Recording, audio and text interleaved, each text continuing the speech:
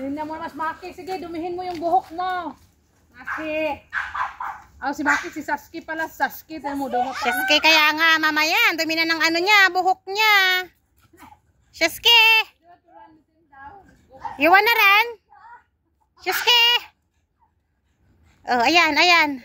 Malaya na si Dumpling. Tinatahulan niya si Saski. Kasi si Saski ang gusto niyang kalaro. Oo. Si Saski ang kanyang paborito. O, ayan. Paborito niya si Saski. Sige.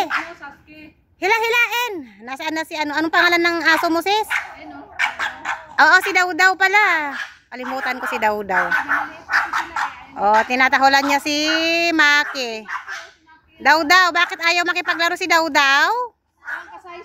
Daw-Daw, gusto niya kasi ayaw niya makipaglaro. Gusto niya yung mga kasize niya. Ang mga ito kasi laging naglalaro ang mga ito. Ayan, mga best friend sila. Alam mo si Dumpling talagang sinusundan niya si Maki. Sinusundan niya talaga si Maki. Ang daling namin na Damploke. Ayan. Maglaro. Oo, yan kasi pag na-unleash si Oreo mag-aaway, makikipag-away kasi yan eh. Nakikipag-away kasi yan, si Oreo.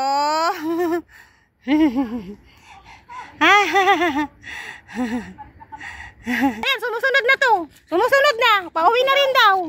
Munang uuwi. Hindi muna tayo uuwi. Mamaya muna. Tara na. Pararating ko lang. Mamaya ka na uwi.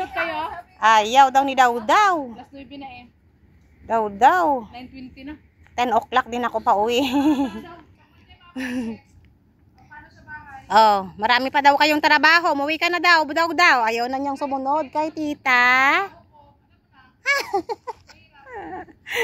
Tinitignan ka, ayaw sumama. Maiiwan daw.